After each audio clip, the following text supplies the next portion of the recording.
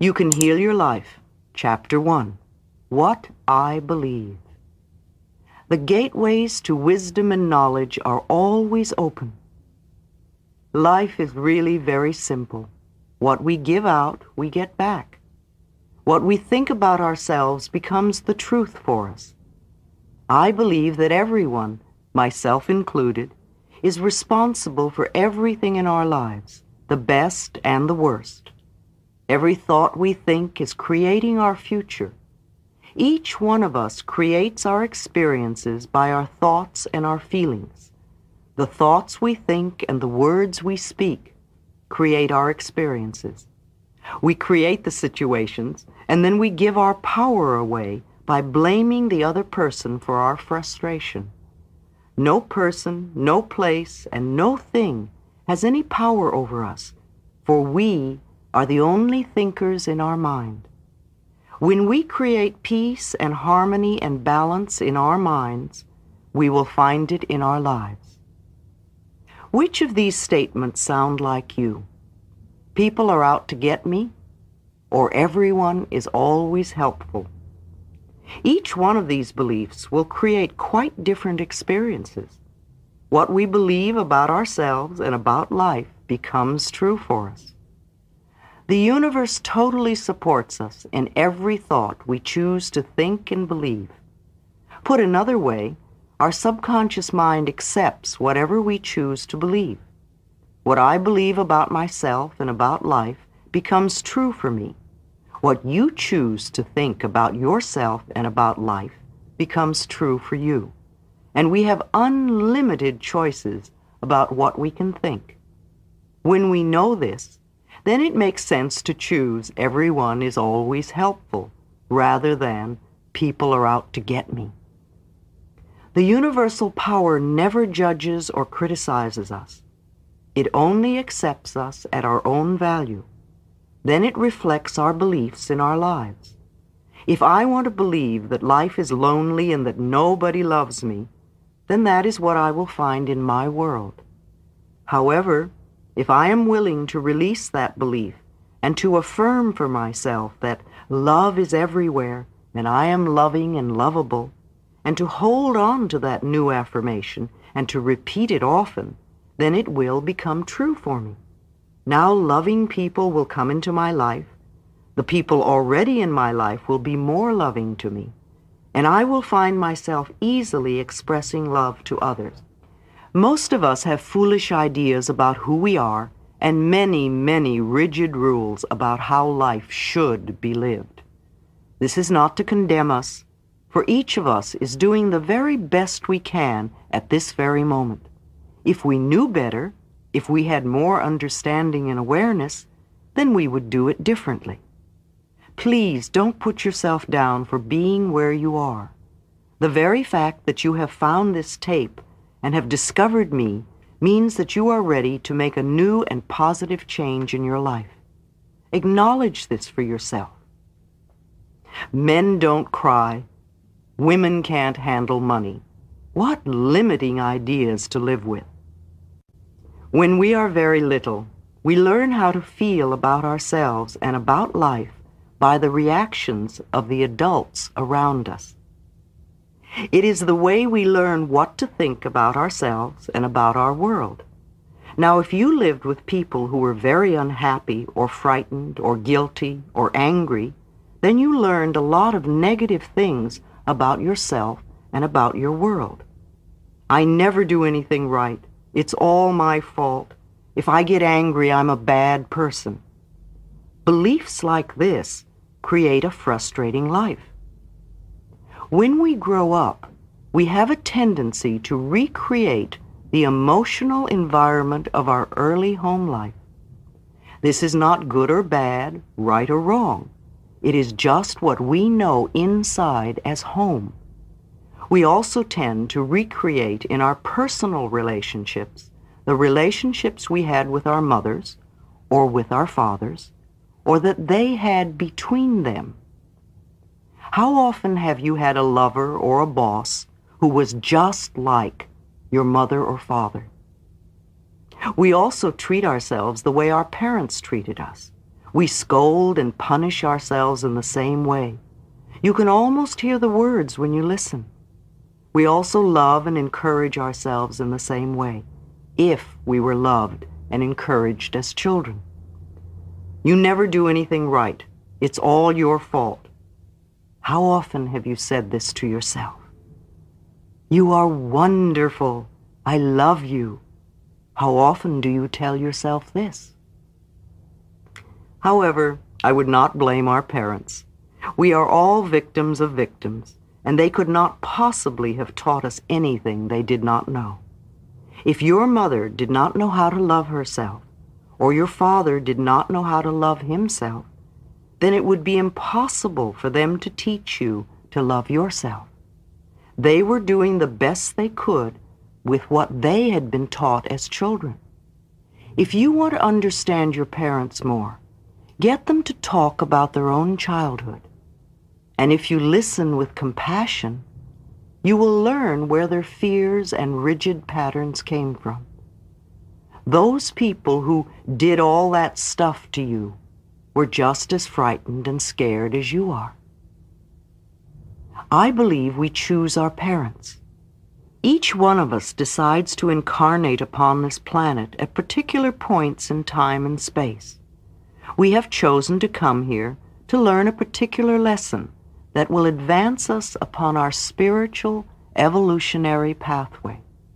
We choose our sex, our color, our country, and then we look around for the particular set of parents who will mirror the pattern we are bringing in to work on in this lifetime.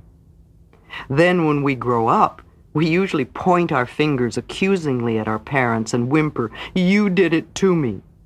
But really, we chose them because they were perfect for what we wanted to work on overcoming. We learn our belief systems as very little children, and then we move through life creating experiences to match our beliefs.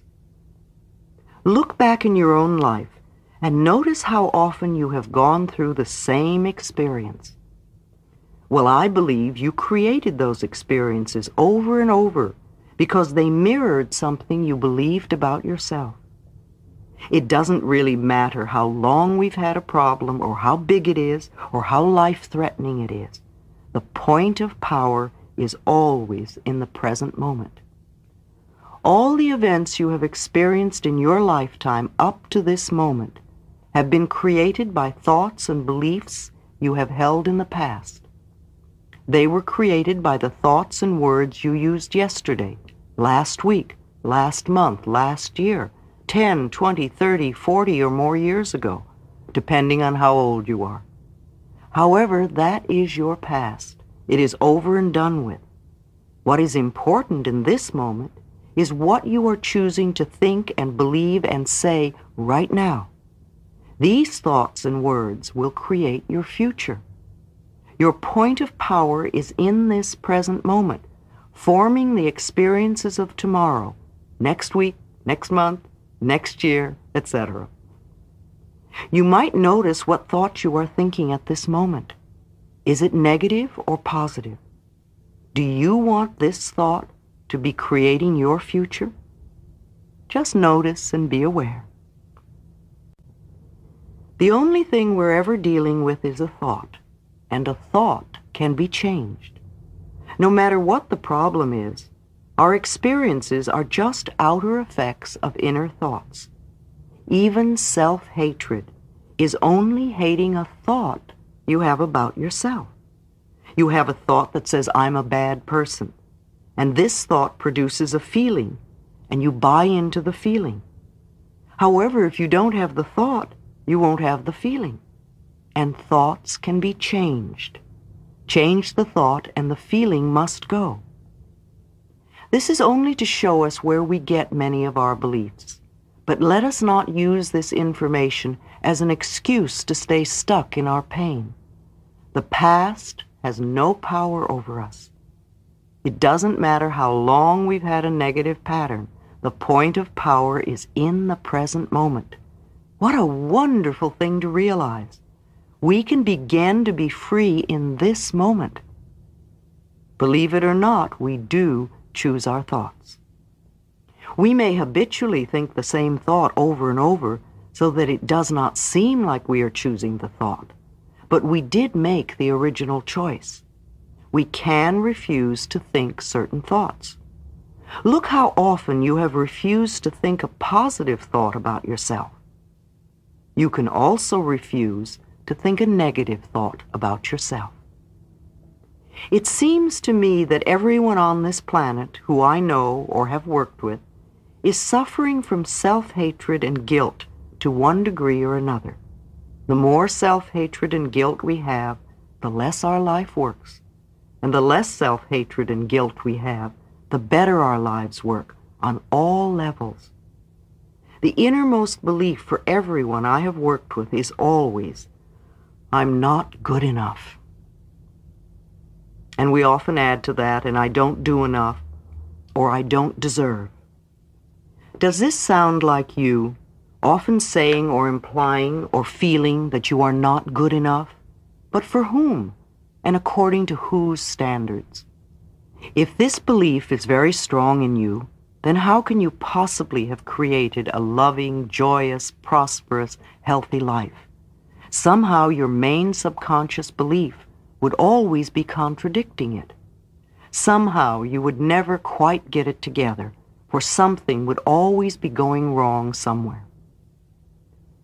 I find that resentment, criticism, guilt, and fear cause more problems than anything else. These four things cause the major problems in our bodies and in our lives. These feelings come from blaming others and not taking responsibility for our own experiences. You see, if we are all responsible for everything in our lives, then there is no one to blame. Whatever is happening out there is only a mirror of our own inner thinking. I'm not condoning other people's poor behavior, but it is our beliefs that attract people who will treat us that way. If you find yourself saying, everyone always does such and such to me, criticizes me, is never there for me, uses me like a doormat, abuses me, then this is your pattern. There is some thought in you that attracts people who exhibit this behavior. When you no longer think that way, they will go elsewhere. You will no longer attract them. On the physical level, resentment long held can eat away at the body and become the disease we call cancer. Criticism, as a permanent habit, can often lead to arthritis in the body. Guilt always looks for punishment, and punishment creates pain. Fear and the tension it produces can create things like baldness, ulcers, and even sore feet. I have found that forgiving and releasing resentment will dissolve even cancer. While this may sound simplistic, I have seen and experienced it working. We can change our attitude toward the past. The past is over and done. We cannot change that now. Yet we can change our thoughts about the past. How foolish for us to punish ourselves in the present moment because someone hurt us in the long ago past. I often say to people who have deep resentment patterns, please begin to dissolve the resentment now when it is relatively easy. Don't wait until you're under the threat of a surgeon's knife or on your deathbed when you may have to deal with panic too. When we are in a state of panic, it is very difficult to focus our minds on the healing work. We have to take time out to dissolve the fears first. If we choose to believe we are helpless victims, then the universe will support us in that belief, and we will just go down the drain. It is vital that we release these foolish, outmoded, negative ideas and beliefs that do not support us and nourish us. Even our concept of God needs to be one that is for us, not against us. To release the past, we must be willing to forgive. We need to choose to release the past and forgive everyone, ourselves included. We may not know how to forgive, and we may not want to forgive. But the very fact that we say we are willing to forgive begins the healing process. It is imperative for our own healing that we release the past and forgive everyone.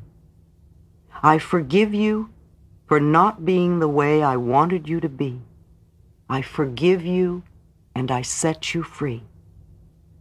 This affirmation sets us free. All disease comes from a state of unforgiveness. Whenever we are ill, we need to search our hearts to see who it is we need to forgive. The very person you find it hardest to forgive is the one you need to let go of the most. Forgiveness means giving up, letting go. It has nothing to do with condoning poor behavior. It's just letting the whole thing go. We do not have to know how to forgive. All we need to do is to be willing to forgive. The universe will take care of the hows. We understand our own pain so well, how hard it is for most of us to understand that they, whoever it is we need most to forgive, were also in pain. We need to understand that they were doing the best they could with the understanding, awareness, and knowledge that they had at that time.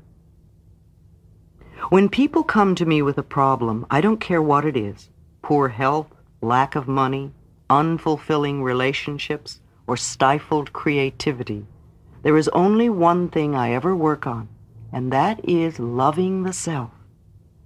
I find that when we really love and accept and approve of ourselves exactly as we are, then everything in life works. It's as if little miracles are everywhere. Our health improves, we attract more money, our relationships become more fulfilling, and we begin to express ourselves in creatively fulfilling ways. All this seems to happen without our even trying. Loving and approving of yourself, creating a space of safety, trusting and deserving and accepting, will create organization in your mind, create more loving relationships in your life, attract a new job and a new and better place to live, and even enable your body weight to normalize. People who love themselves and their bodies neither abuse themselves nor others. Self-approval and self-acceptance in the now are the main keys to positive changes in every area of our life. Loving the self, to me, begins with never, ever criticizing ourselves for anything. Criticism locks us into the very pattern we are trying to change. Understanding and being gentle with ourselves helps us to move out of it. Remember, you have been criticizing yourself for years, and it hasn't worked. Approve of yourself and see what happens. In the infinity of life where I am, all is perfect, whole, and complete. I believe in a power far greater than I am, that flows through me every moment of every day. I open myself to the wisdom within, knowing that there is only one intelligence in this universe. Out of this one intelligence comes all the answers, all the solutions, all the healings, all the new creations. I trust this power and intelligence, knowing that whatever I need to know is revealed to me, and that whatever I need comes to me in the perfect time, space, and sequence. All is well in my world.